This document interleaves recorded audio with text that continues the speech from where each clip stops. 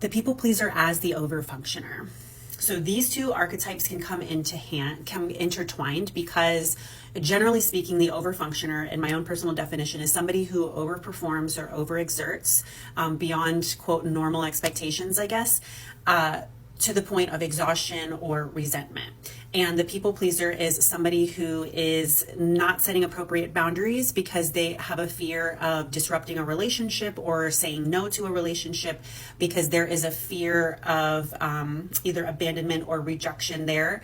And it's easier to just say yes and do what other people want them to do than to take themselves into consideration first and risk possibly disappointing someone else by saying no.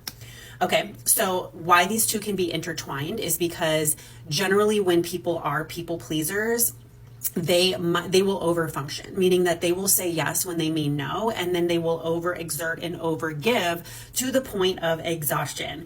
And why it's so important for both of these archetypes, whether you identify with one or both of them, to start setting appropriate boundaries, even though it's uncomfortable at first, is because in order to have healthy dynamics in relationships and to feel grounded and to not feed into these toxic relationships where we feel like people are just kind of like feeding off of us or using us or taking advantage of us. You know, the second you think that somebody's taking advantage of you is the moment where you need to pull back for a moment and look at the situation and ask, where do I need to possibly set appropriate boundaries for myself first, right? So like, where am I overgiving? Where am I overexerting myself?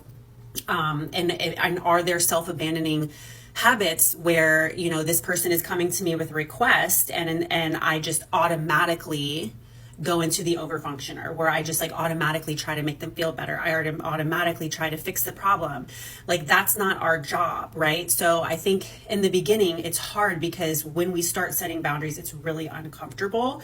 But I encourage you, if you identify with either of these roles or archetypes, is to give yourself space in between requests or in between those automatic jolts of responding to others, to really sit and ask yourself, is this something that I genuinely can and want to do?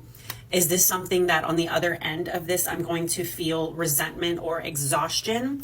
And is this a relationship that is equally meeting me where I need to be met and understands my value that I bring?